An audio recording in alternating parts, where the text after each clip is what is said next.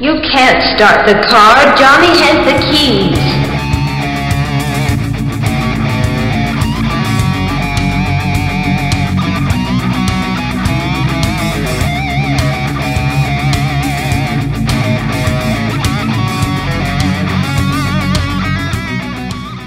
Hello, hello, hello out there in podcast land. You have reached Johnny Has the Keys, a podcast about horror, science fiction, movies, television, the movies that influenced us and the influences that they had on other movies.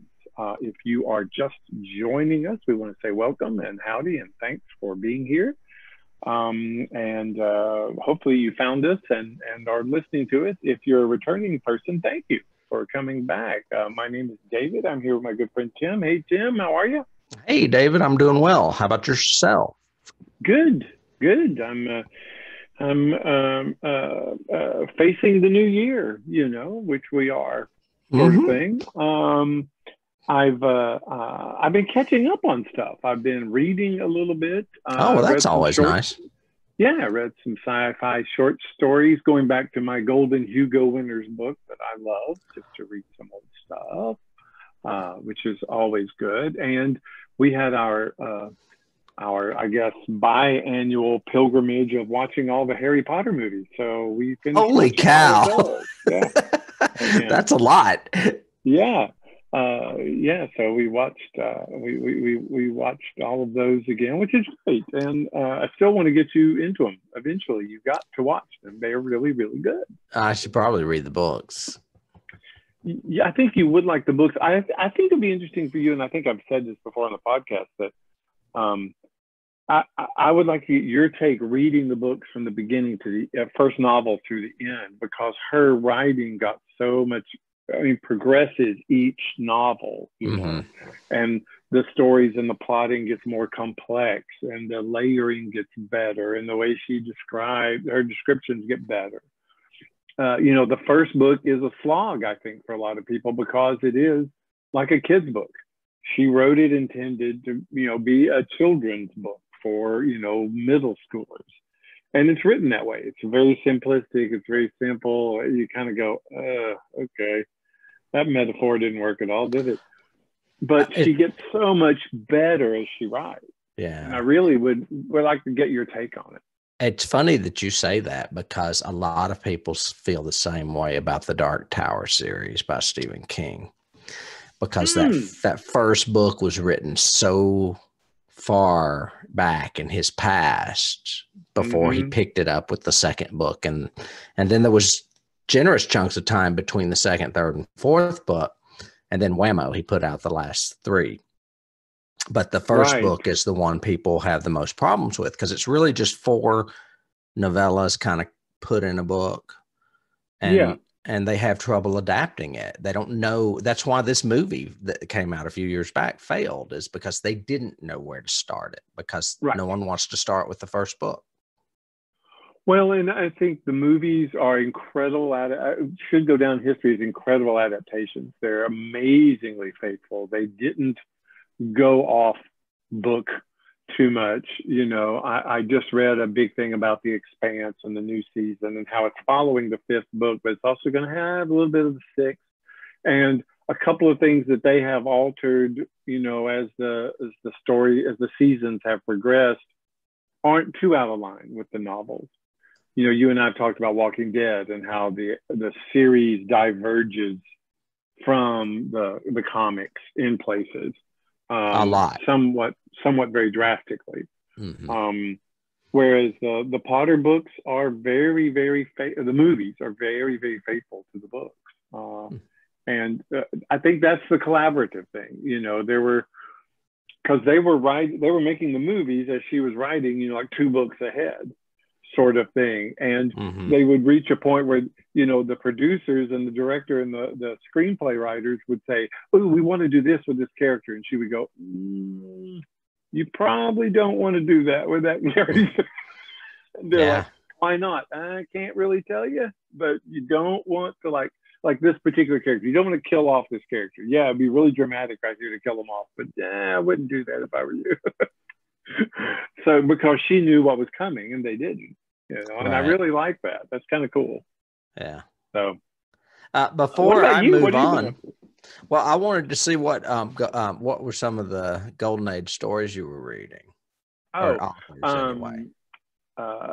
Good question, because title-wise, I went back to reread Arena, which is the Frederick Brown one that they pitched for the Star Trek episode. I reread Cold Equations again because we had done it last year, and I wanted to go back and read it again just because I really enjoy it. It's probably my favorite sci-fi short story. And then the Bradbury one that was based on The Star that ended up becoming a new Outer Limits remake episode, which was really, really good.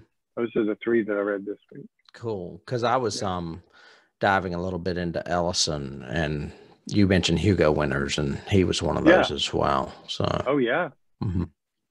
Okay. Yeah. What about you? Well, I'm not going to dive, or I'm not going to tell you that I dove into horror and sci-fi, which I do all the time. This week, my special treat was something I've been texting you about called The Queen's Gambit. Yeah. It's been on Netflix series. Netflix. Yeah. It's been on Netflix for a while now.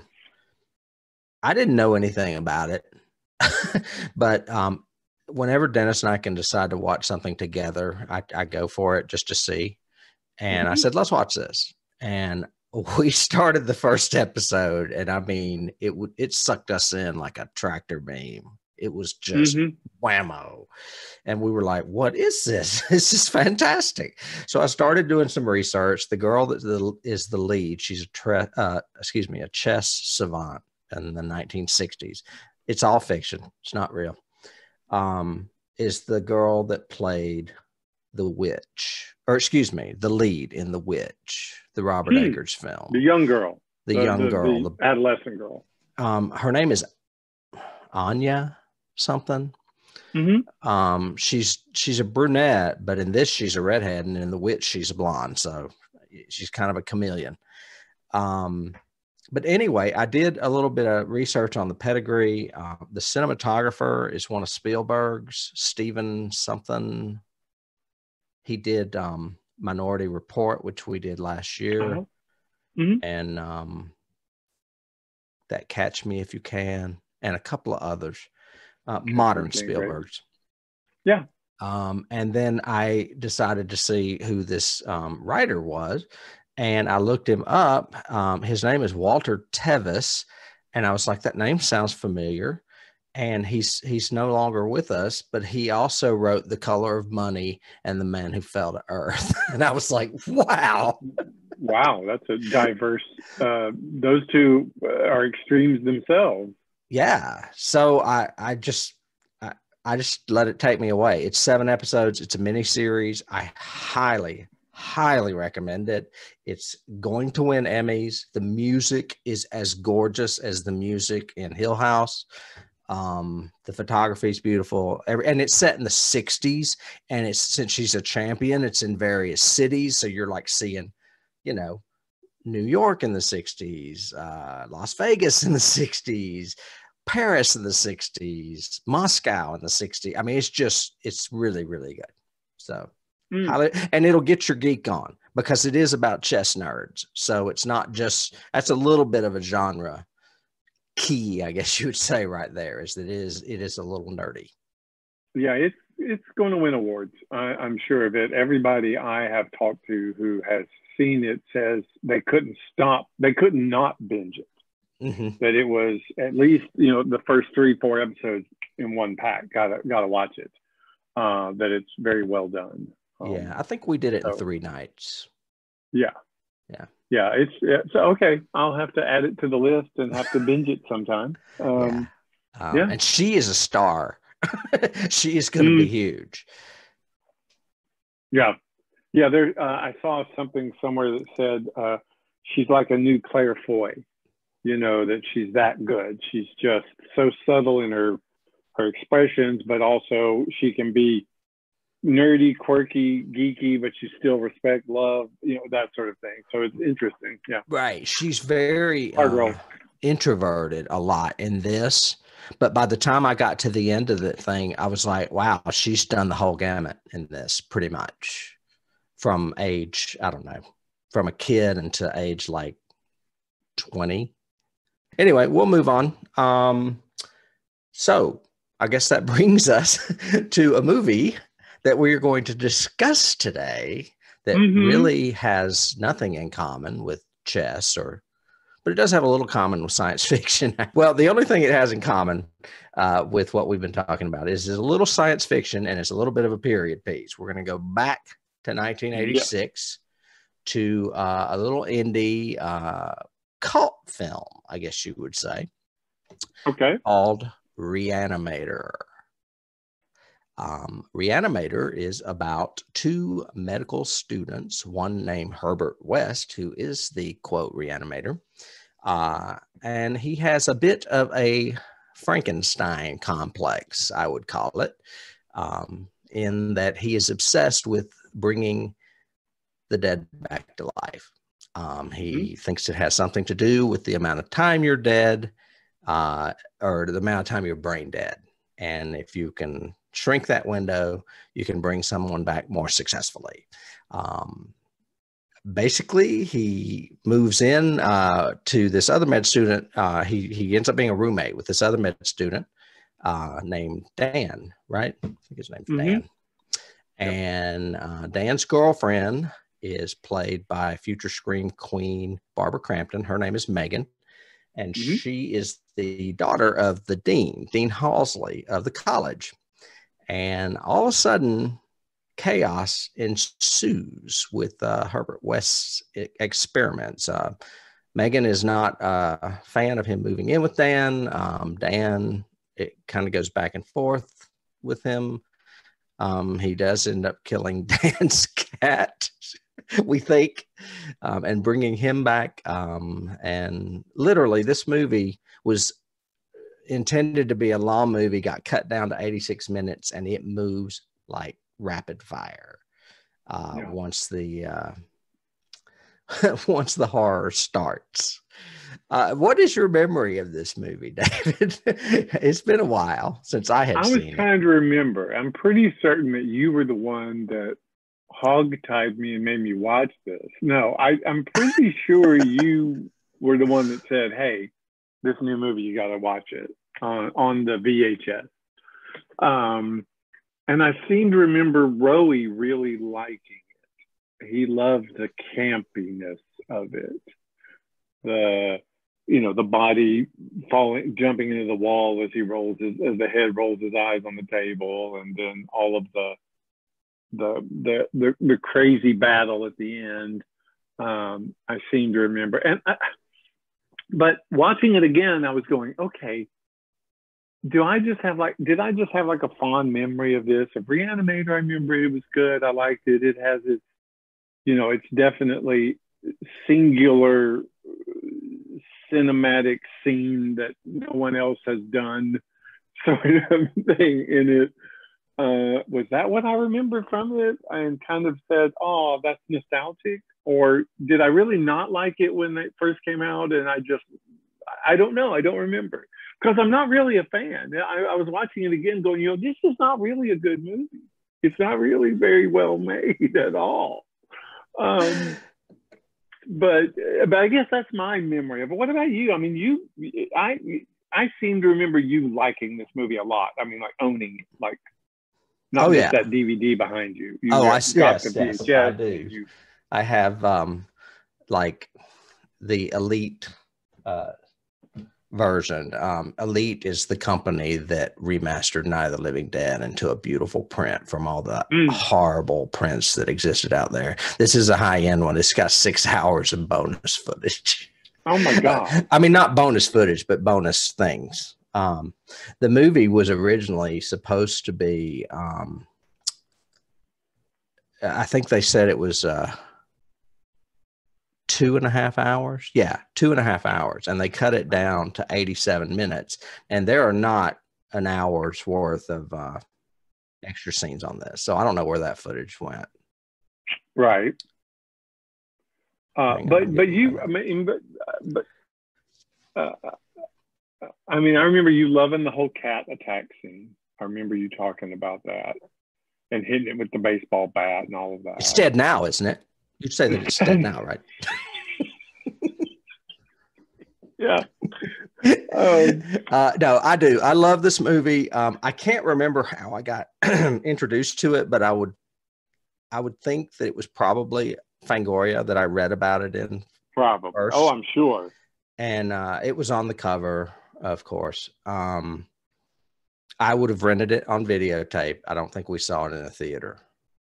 I don't remember. It was probably a limited release anyway, because it's a low budget movie. One of the things I remember most about it at the time, now it looks dated, but at the time it looked fresh. I mean, it was very gory. It was very colorful. It was very fresh. The acting is a little stilted. It was Stuart Gordon's first film. Until the last scene, it's very brightly lit, for a horror movie. It's not shadows and lurking in the dark and all that. Everything is very brightly lit.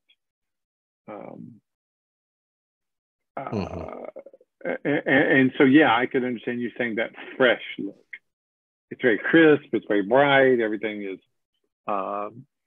well lit, I guess is a good way of saying it, but it's not lit like television. So it's better than that, but it's also not lit moody or mysterious. It is a brightly lit. They wanted you to see those gory effects. I guess I should probably go into a little bit of history of the movie. Yeah, I did see it on videotape. Steve Roy is a big fan. I probably forced you to watch it. It's directed by Stuart Gordon. He partnered with a man named Brian Yuzna, I think that's how you pronounce it. Right. Stuart, you would really like Stuart's background. He's a theater guy. He had a troupe in Chicago called the Organic Theater, where a lot of the actors in this film came from. Okay. You still with me? Yeah. And okay. Yeah. Okay. And he decided he wanted to make a horror series, like a weekly series. And he met with Yuzna, and Yuzna said, no, horror movies are where it's at. Let's do a movie. So he partnered with some other guys in that theater troupe, including Dennis Paoli, I think is his name, who wrote this and From Beyond, which is another film I wouldn't mind putting on our list. I think Paoli is the one that brought the humor to it, because this movie is what I would call a horror comedy, similar to Bubba Hotep and some others that we'll be doing later this season. That was going to be my first question to you, is do you consider this a comedy or a horror movie?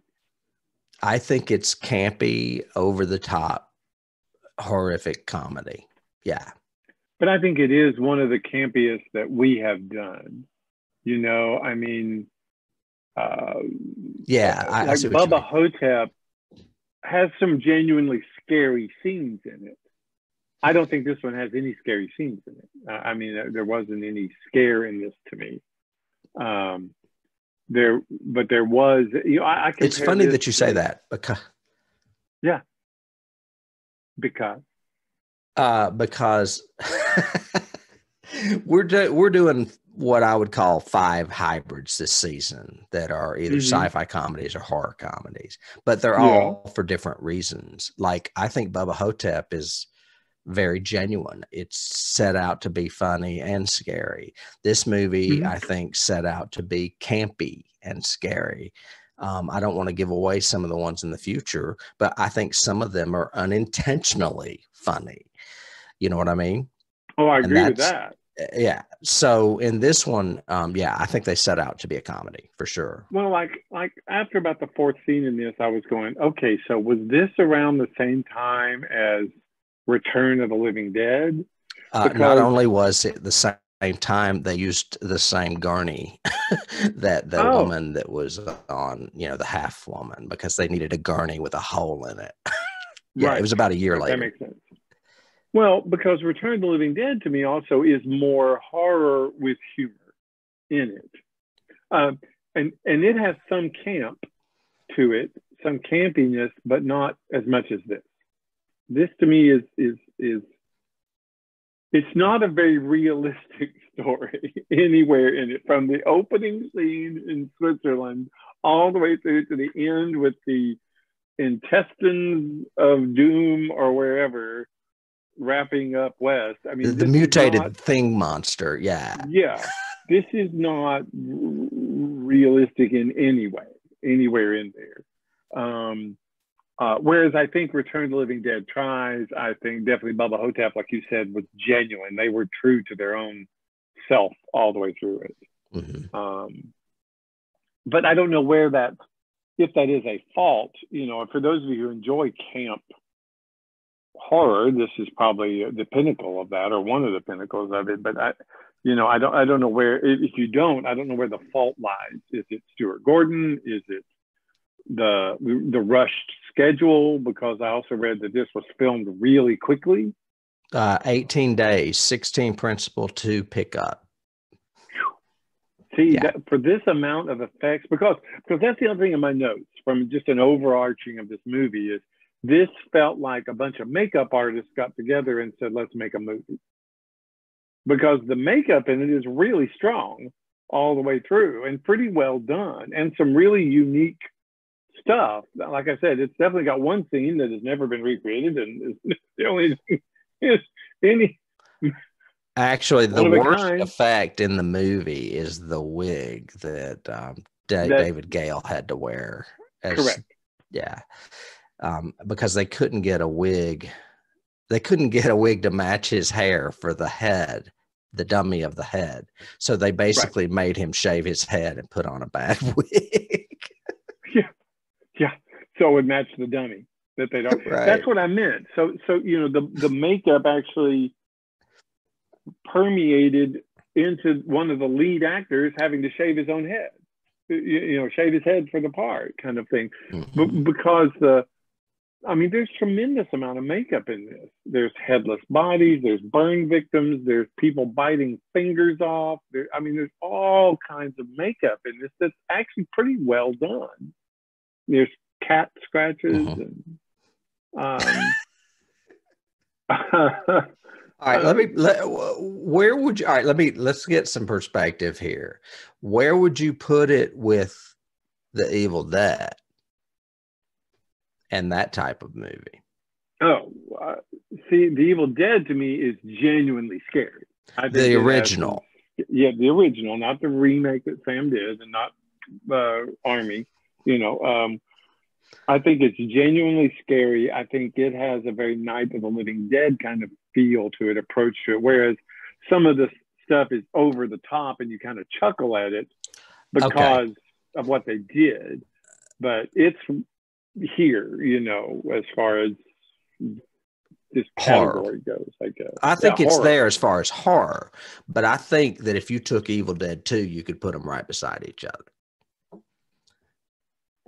Well, 2 has the whole I'm going to smash my head with plates thing, right? And all that. It does. It has them jumping on the head and the eyeball popping out and going across the room and into the screaming woman's mouth. I mean, it is slapstick camp.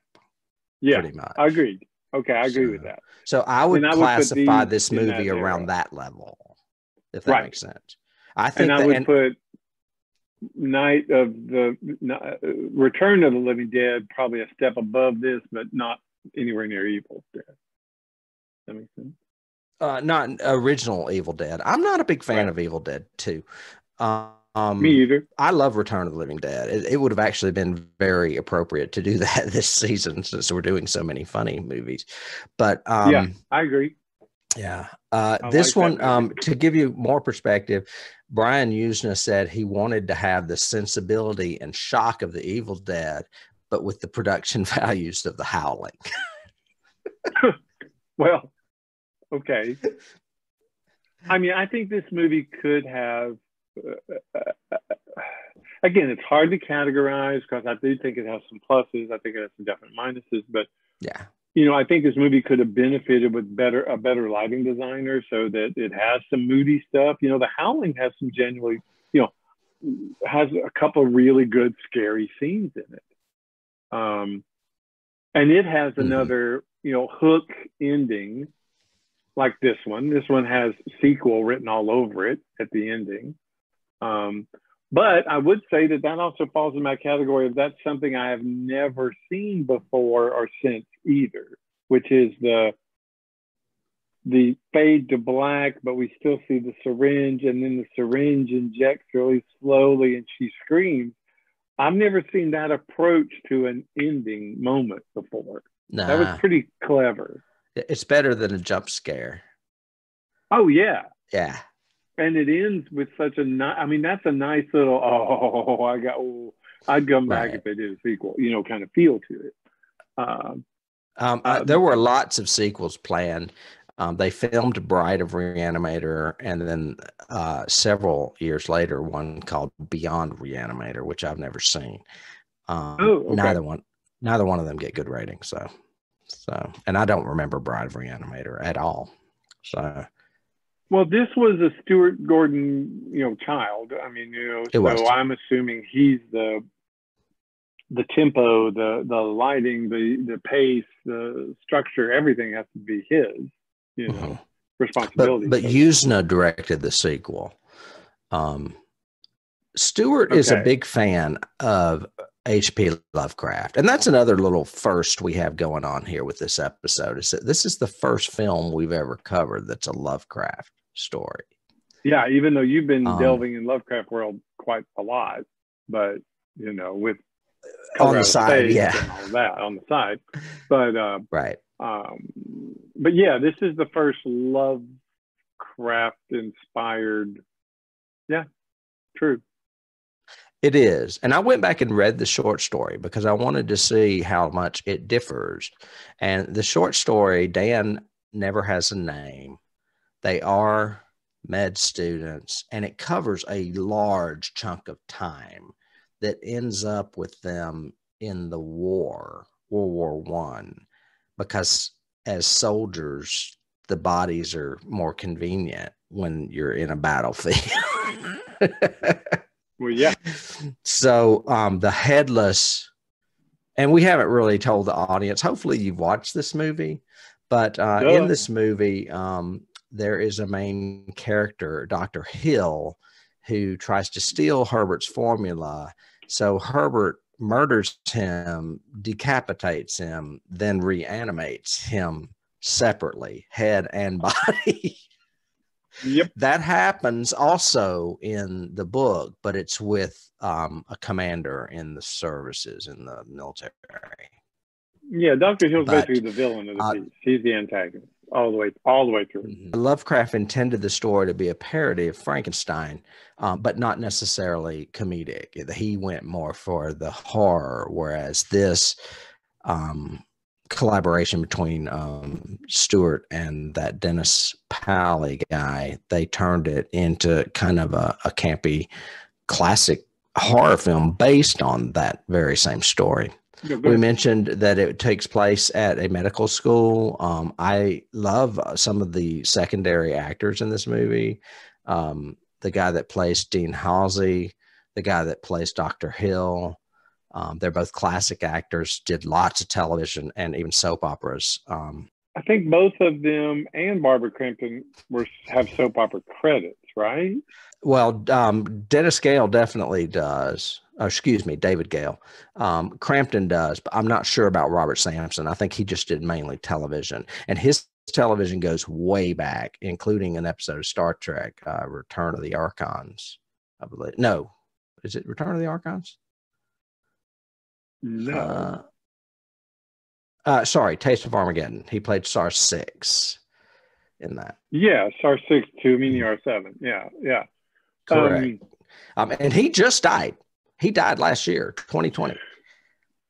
Well, I mean, to take an actor of that, age and that caliber, that whatever at the time, and have him do the things that he has to do in this movie would have been very interesting too. I mean,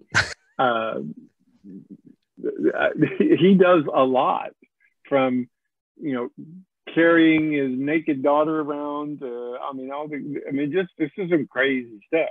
Well, it's even more crazier on David Gale, the guy that played Dr. Hill, who basically has to perform simulated cunnilingus on naked Barbara Crampton as his headless body puts his own head into her crotch. Right. A very memorable scene, by the way. It's very memorable. He died 6 years later, by the way, but his wife divorced him probably 6 days later once she saw the film. And that is a true story. Yes. That in interviews, Stuart Gordon said that she read the script and didn't approve of him doing it. And then when she saw the movie, they were divorced shortly thereafter. Wow. I mean, was there anything between him and Barbara Crampton, or was it just No, I don't think so at all. I think she was just appalled and sickened by her husband agreeing to do that in a film. Well, there's that. Barbara was very good about doing nudity. She said, look, if a part calls for it and it's relevant to the script, she said, I'm fine with it. She said, I would do it now if anyone wants to see an old woman do it. So she's very comfortable with it. Well, and it's not just nudity in this movie. I mean, it's full frontal nudity in this. Right. I mean, she's laying on the table. Right. Sort of thing. With a headless corpse bringing a head towards your snatch. Yeah. And there's boobs. I mean, I think my fourth watch note is boobs. So it's like the third scene, is her naked, and I'm like, really? That's just, I'd forgotten that. Okay, great. Because she went on to I just love this movie. She went on to do a bunch of, I mean, she, like you said at the beginning, she became like a scream queen, right? Like a Linnea Quigley. A little bit. I mean, she was actually in Body Double the year before this in a small part. But since then, she has come back more recently to the horror genre. She was in You're Next, that show I really liked called Channel Zero. She was in that. Oh, okay. She also did From Beyond, which was a loose, it's not really a sequel to this, but it's also a Lovecraft story. It's also a Lovecraft, yeah. Right. She did Castle Freak, which I think was an adaptation of a Lovecraft story with a different title. And then recently she did Lords of Salem with Rob Zombie. So he recognized her and said, I want her in this movie too. So, yeah. So her return is kind of like a Jamie Lee Curtis return to horror kind of thing, right? Because she was... I would... Yeah, but Curtis did bigger movies. Barbara did soaps. She went on to do Bold and the Beautiful as well as Young and the Restless. So she went to soap opera for a while for a regular paycheck. It's funny, we kind of already segued. She went from doing nude horror movies to soap operas. That's got to be quite a... And her agent must be really good to get that gig. You know what I mean? I mean, because normally you don't see Linnea Quigley jumping on, Bold and the Beautiful kind of thing. I don't see Linnea Quigley in anything. Yeah, well, that. True. But I mean, I'm sure she's working. I mean, I don't know. I mean, these movies are the equivalent of B movies, wouldn't you say? Would that even be paid attention to if you're using it on your resume? I guess some people would recognize it. I would, obviously. Well, yeah, some people would. I mean, but what about the lead guy? What did he do after this? Oh, Bruce, I don't really have him as doing much else at all. He did come back to do the same role in Bride of Re-Animator, though. And he's a good-looking guy. He looks like your average 80s leading man type to me. I could see him doing the Johnny Depp role from, Nightmare. I could see him doing, a lot of stuff. And I was going, what happened to him? He must have just not wanted it or not done it or whatever. I could look real quick. Now, Jeffrey Combs, on the other hand. Love him. I like him in this, too. He is obviously over the top from the very first scene. I gave him life. All the way through. But I really like Combs because he has gone on to do a bunch of Star Trek. A lot of Star Trek. He became a supporting recurring character in Enterprise as an Andorian and was really, really good. And he's been in Voyager, he's been in Next Generation, he was in Deep Space Nine. So he's done like 4 of the 6 principal Star Trek series and been in them. That's impressive. I did not know that. Well, first of all, his name is Jeffrey Combs. He was from the same theater troupe that Stuart and them were part of, the Organic Theater. Oh, okay. He pretty much, when they knew he was going to play the role, I think they kind of wrote the role to him because they knew he could really bring it as far as the over the top. Yeah. So that's why a lot of his lines are the better memorable lines. Yeah, I could definitely see that. I would agree with you on there. I'm looking at Bruce Abbott, and yeah, I don't recognize a lot of this stuff. It's a lot of TV. Yeah, I don't. Okay. He just. I didn't recognize him. Period. So. Yeah. Back to Jeffrey though. He did this role so well that he kind of got typecast in this particular role for a while. He did obviously the sequels to this movie. He was in From Beyond, another Stuart Gordon movie. He was in Pit and the Pendulum, which was a remake, I think. Oh, well, it's not a remake. It's an adaptation of why can't I think of his name? Edgar Allan Poe. It's not Lovecraft. Okay. It's Edgar Allan Poe. So he kind of got typecast as a horror actor for a while. But as you said, he's moved on to your genre as well, I guess, as far as doing Star Trek. Yeah. Well, and I also remember him too because he's in a very memorable episode of Babylon 5 called Eyes. And he's in it as well. So he's got lots of science fiction cred. Well, honestly, if you go to his IMDb page, he is always working. He's a voice actor too. He does a lot of animated as well. Yeah. So but he's I've this got movie in my put him notes, on the map, I would say, though. Yeah, I mean, I've got in my notes from him, I've got, he was also in Robot Jocks. He was in The Guyver. I mean, all these other Trancers. The second one, I think, not the first one, but he was in all these science fiction films of the early 90s that needed a good lead, and he was strong. I think he's really good in this. He is over the top and overplayed in every scene, but I think that's his style for this because he plays Commander Shran in Enterprise in like 6 or 10 episodes of Enterprise, and it only lasted 3 seasons. And he's really strong in it. Really, a good Andorian character. So I like the Andorians.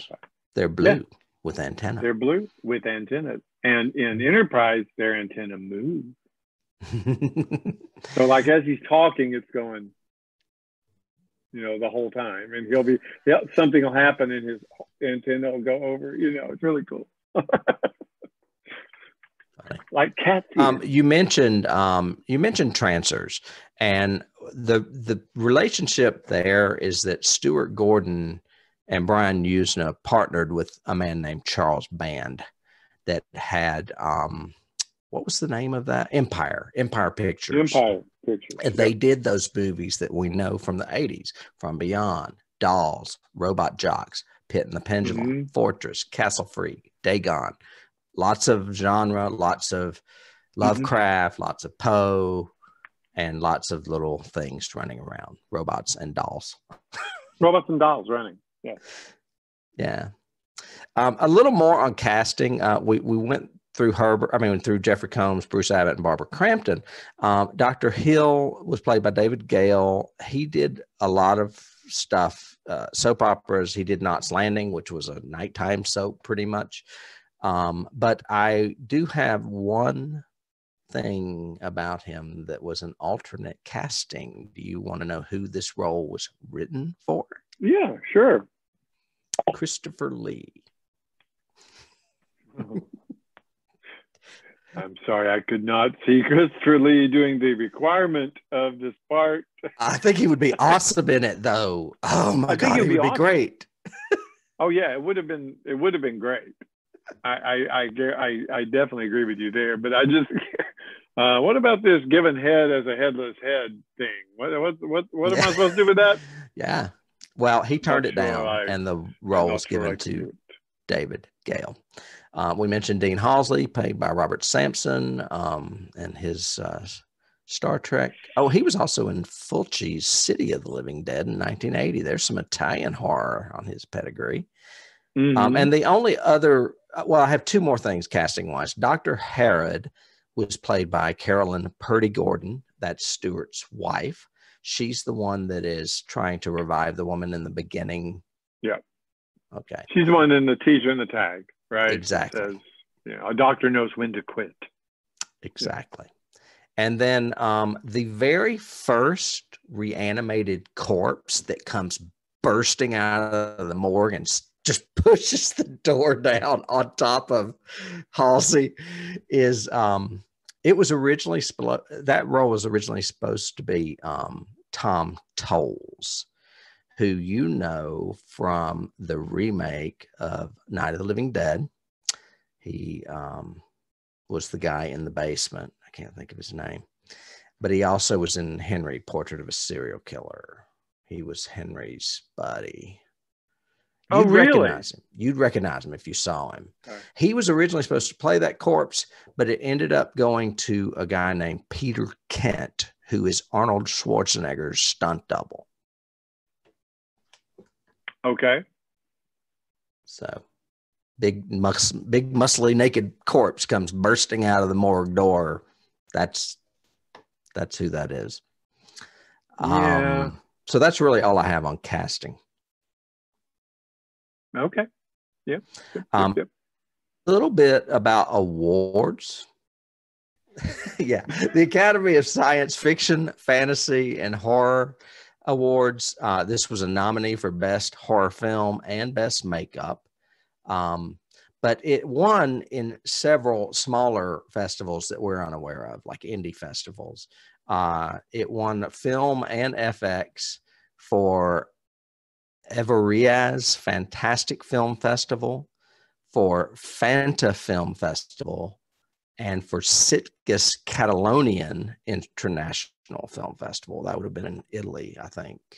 So it did win awards on the small film circuit. Nothing major, obviously. It's not an Academy Award winner. Yeah. Wait, I just thought of another one too that goes into our campy but scary subgenre. Peter, who directed Lord of the Rings? Peter Jackson. He did Bad horror. Taste. Is that the one with the lawnmower? Was it Bad Taste? What's the one with the lawnmower where you know the one I'm talking about? Oh no, are you thinking of Dead Alive? Dead Alive. Yeah. Which is another one of those that has campy moments, but is genuinely scary. And I think a lot of that has to do with the pacing and the lighting. And this movie really doesn't have great lighting. He obviously has some of the camera chops because, I mean, even when Herbert awakens, I've got in my notes, when he wakes up after the body just knocks him out on the table but doesn't kill him, don't know why. But anyway, when he wakes up, the camera does this huge crane shot, way tall, and Herbert looks really little, running around and going, "My work, he's taking my work," and goes up the stairs. Except for what I have upstairs. Right. So he has this huge set, obviously, and he has this crane ability, but then he overlights everything, and there's nothing moody about it. There's nothing scary. Some of those jump scares would have been genuinely scary had we, had a little bit of a different director, I think. You know what I mean? Well, it was his first film, so. True. And he came from theater, where they tend to have everything. I want to be able to see everybody, even in the background, kind of thing, lighting wise. So yeah. I mean, it only got moody. I saw in the last scene, when he kills everything with fog and backlight. You know what I mean? When he fills the whole morgue with one jar of chemicals so it's just, wow, I would not want that on my shelf if it's going to fill the whole room for that long, and not hurt anybody, so anyway, we won't. I'm not even going to go into my logic notes on this because they just wouldn't work. Yeah, I mean, but I wasn't. I don't really look for logic in this movie. Not really. I mean, I look for your basics, logic as far as progression and stuff, but not as far as plot. Right. There was one other thing I was going to talk about. I was going to talk about the score. Remember how you used to always have the Wicked Witch music in your head when you were doing... Yep. Yeah, when you were like giving us notes at the theater guild. This music's always in my head. I hear this music all the time. It's very psycho.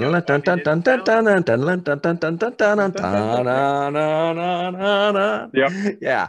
And that was composed by Richard Band with an Italian orchestra.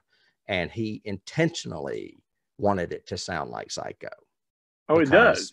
Psycho was a great movie. And I think even Roger Ebert or one of those critics came for him, saying, he ripped him off. But he said the whole thing was intentional from the get-go. Well, it sounds especially when they saw how the movie was going to play. I mean, even down to the tempo beats of dun dun dun dun dun dun dun dun dun. Those little stops that it does. I was going, okay, that's just like yeah, a little less strings and a little more drum and percussion. A little more drum and percussion.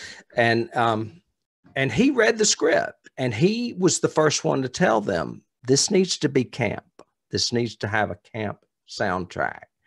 And so they let him go with it. And I'm glad they did, because I love the opening credits with all the brightly colored anatomical drawings and all the Psycho music, basically, is what it is. Well, I have a key for that one. That one to me was really like that was really like a Saul Bass kind of opening.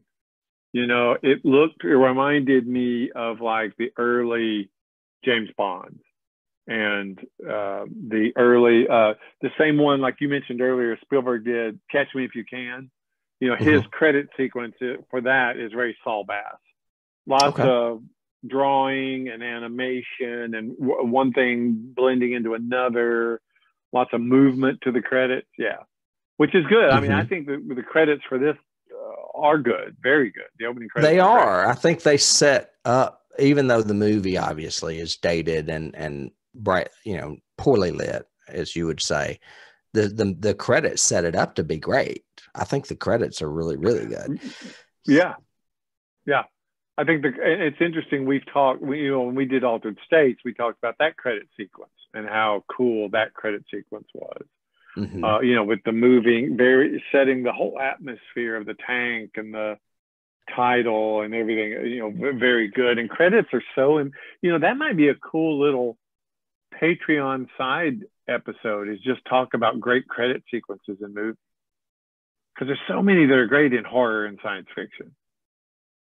That have really good credit sequences. That might be a cool topic for us.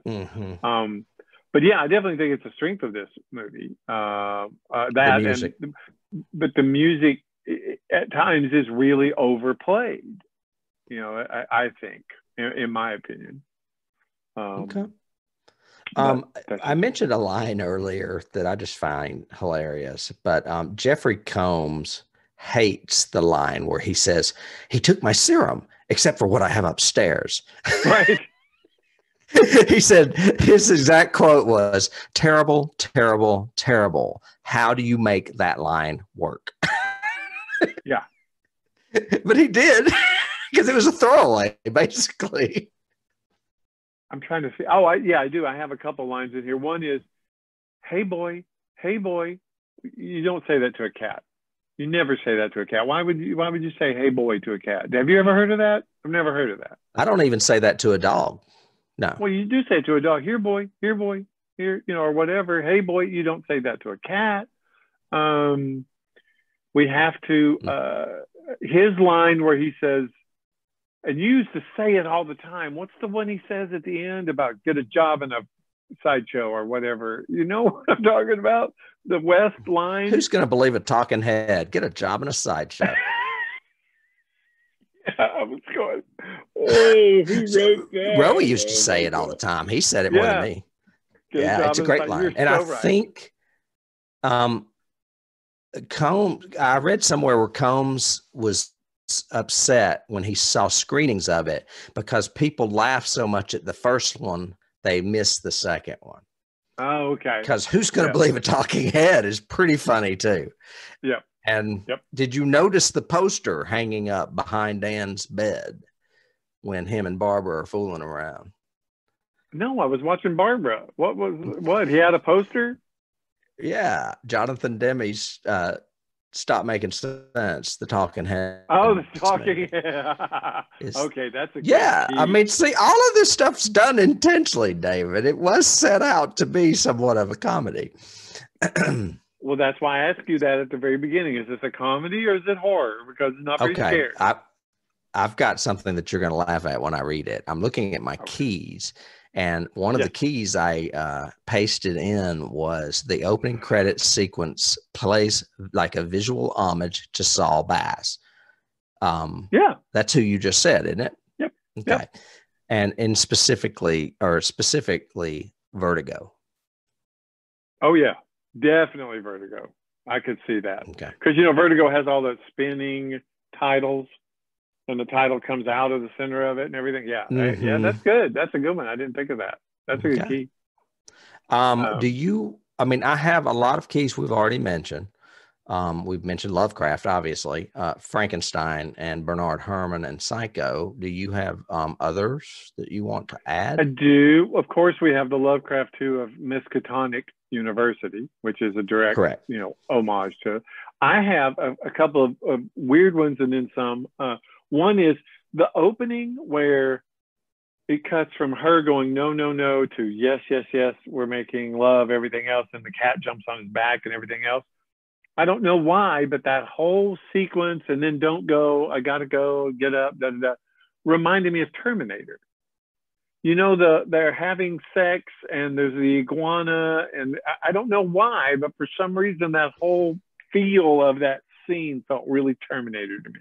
That was a key to me. Yeah, I didn't get that, but the sex scene just reminded me of other sex scenes in horror movies at the time of the 80s, Oh, so yeah. Well, that's another key I had later on, which is we've got to get our naked girl in a men's shirt, in a men's dress shirt, because that was so Halloween and that was so, very 80s science fiction. I mean, horror was have the naked girl just wear a man's shirt. That's so sexy. Right. Kind of thing.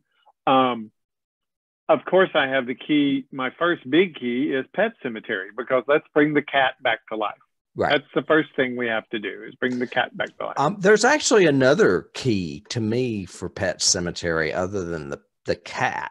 The thing that's so Pet Cemetery to me is the spiral, how they don't stop. It just keeps getting worse. As soon as someone dies, let's bring him back to life. He just died. Let's bring him back to life. It's the same way in Pet Cemetery, until it just spirals out of control.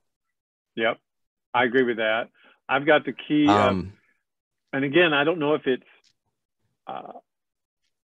I wanted to look up what is the name of the dean in Animal House, because I think it's Dean Halsey.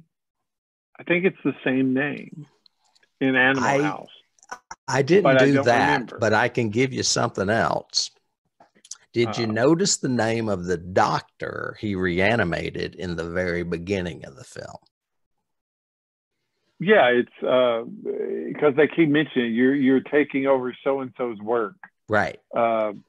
what was it? I can't remember. Dr. Hans Hans Gruber. Gruber. Die Hard. Yeah. Exactly. The villain in Die Hard. Now, wait, was Die Hard after this? I don't Die Hard know. was after this. Because this was 80, right? Well, whichever came first borrowed it. I'm not really sure. Oh, definitely. I think Die Hard was after this. I think you're right. Yeah, I think it was. So somebody likes this movie. And speaking of which, since we're talking about fans of this movie, David Bowie worked with cinematographer Mac Ahlberg on the show Dream On. Remember that show on HBO in the 90s with Martin Duberman? I think his name was Martin Duberman. It was Martin something. Anyway, Bowie found out while making that episode that Ahlberg had shot Re-Animator and excitedly ran up to him and asked him if it was true, saying, "That is my favorite movie." Really? Yeah. So we're covering David Bowie's favorite movie today. Yes, David Bowie's favorite movie. Just That's so a you know. key. Wow. I did not know that. I've got, of course. How could you? I've got, of course, Frankenstein is a huge key. But the Animal House reference not only is Dean Halsey, but also that whole scene, which to me makes really no sense structurally to the story, but the whole scene where the dean is telling him he's expelled and tell Herbert West he's expelled too, and you guys get out and all that. The way it's shot and everything is very Animal House. Just the way it just has a feel of Animal House. I could see John Belushi looking in a window in the back, kind of feel to it. That's just me. That would have been surprising. I haven't seen Animal House in a very long time. That was one of the first, I think that was the first R-rated movie I ever saw. Really? Still one of my favorite comedies. I'm looking at the cast. Comedy. It is a good movie. I'm looking at the cast right now, though, and I don't see a Dean in there. I see Niedermeyer, Marmalade, and I don't see a Halsey either. There's a Hoover. Okay, maybe I'm wrong. Hoover? I don't know. No. But Hoover nothing is titled Dean. So. Okay. Well, there was the Dean. I mean, maybe he's the one that comes in and says lower down on the cast list. Well, it was played by that John. What's his name? The guy who's really good, John Vernon. I think played the part. Yes, I remember John Vernon.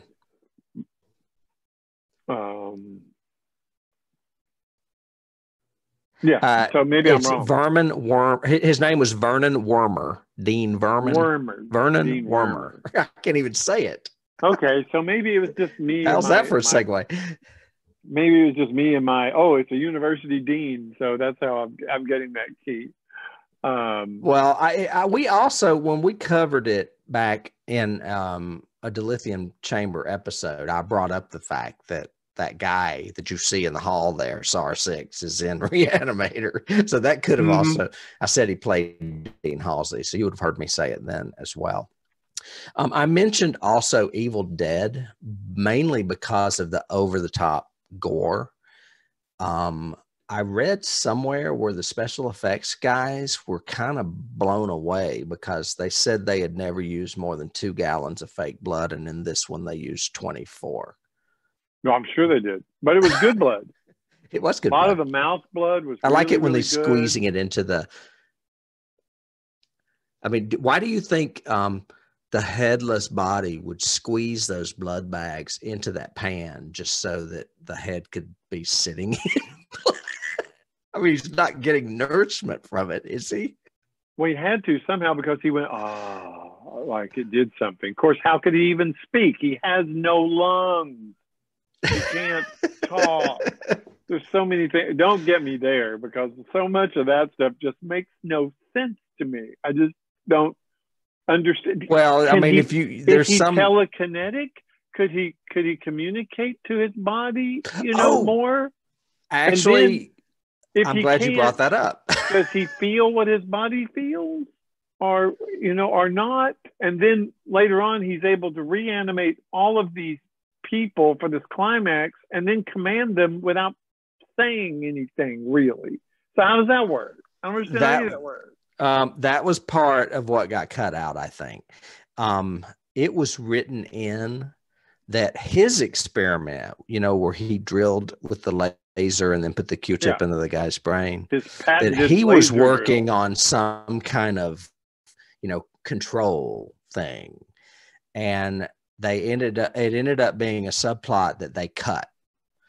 So pieces of it are still left in there. And one big example is when he's in the basement with West. He looks at West and kind of hypnotizes him a little bit. When he's I have that in my notes how the hell did that intimidate West? He's been so adamant about this the whole time. Exactly, because he's under his spell. He stares at him for 30 seconds and then he says, okay. I don't get it, Yeah, that was unfortunately never resolved, and they couldn't go back and take it out. And I don't know. Anyway, yeah, you're right there. There's some logic errors there, big time. I've got a key of Evil Dead 2 and Return of the Living Dead, both of those, just because of some of the slapstick stuff. Like when the dean finally grabs, Dr. Hill's head and he goes, like headbutts it twice, And I'm like, what? My favorite part is when he takes that hand and throws it, and it goes through the door and hits the wall out in the hall and just goes rolling. Yeah. I mean, that's a Rowie shot if I've ever seen one. Oh, yeah. Yes. Oh, yeah. Yeah, that is hilarious. I laughed so hard last night when I watched that. I was like, God. You mentioned Return of the Living Dead. They did use the same gurney because it already had a hole cut in it, and they were filmed very shortly apart from each other. So this was filmed after 1 year, I think. Okay. Correct. Yeah. And they had a hole in a cart for that animated corpse of the half woman that I told you that they used in that episode of The Walking Dead. Anyway, they had a cart with a hole in it already, and that was what they could stick David Gale's head up through to put it in the pan. I mentioned Hans Gruber. The only other thing I think I have, I mean, obviously there's a million mad scientist movies out there, and this is technically a mad scientist movie. Yes. There were, and I'm not going to go into all this, but there were lots of sequels. One where he apparently was going to have him in the war zone, but he was going to come across the old ones, which is another, myth of Lovecraft. Right. Exactly. But some of that stuff never happened. And Stuart Gordon just died last year too. So probably not going to happen. So, well, I think that's all I have. I think the two things that this movie should be, the two things the movie will be remembered for, one is, of course, the head giving head kind of thing. But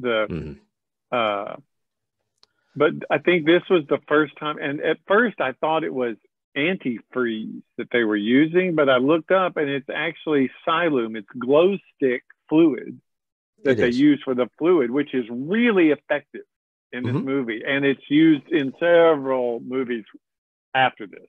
Right. This was the first to ever use it. Yeah. And it works great. It looks good. It becomes, like we said, it becomes the gag at the very, very end for the tag right before the credits. The final shot. Yeah. You can hold it up in any kind of lighting and it still has a glow to it that's not CGI, that's not added later. So some really cool, they used it really well, I thought, for the formula, oh, look, it's green. It's green. Yeah, like my phone case. And I don't think I have any other notes either. I mean, I don't either. I mean, we can sum it up. Yeah.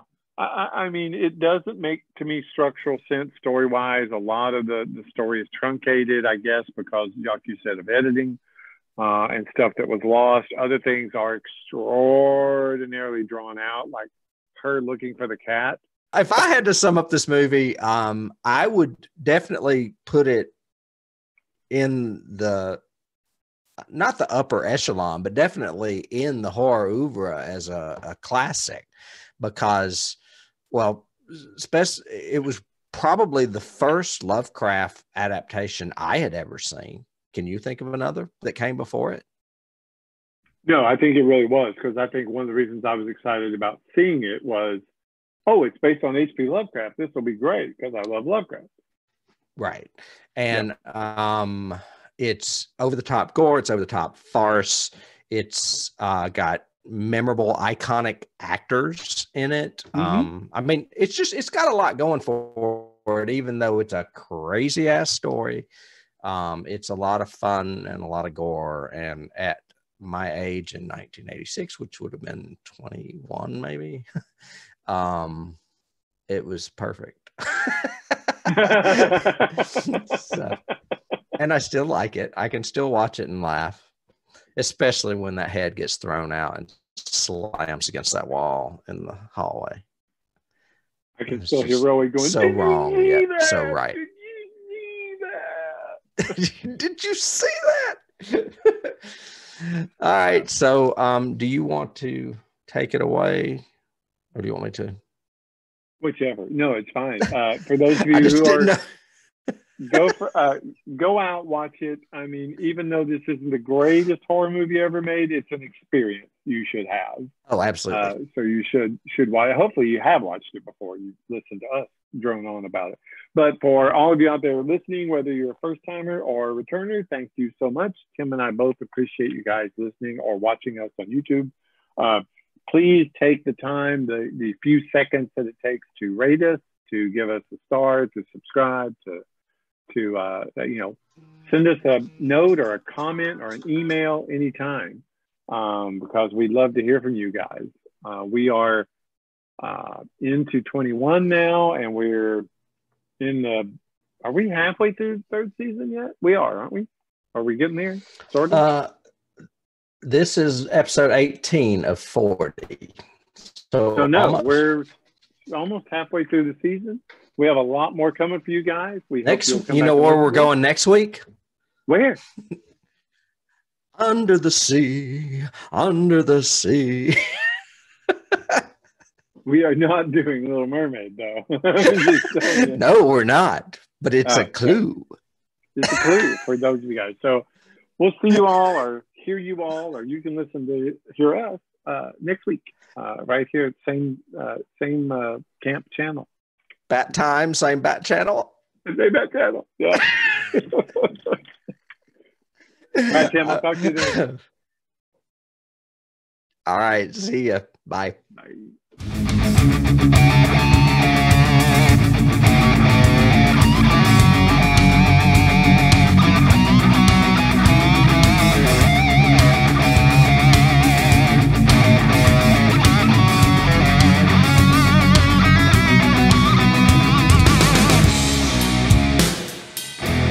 You can't start the car. Johnny has the keys.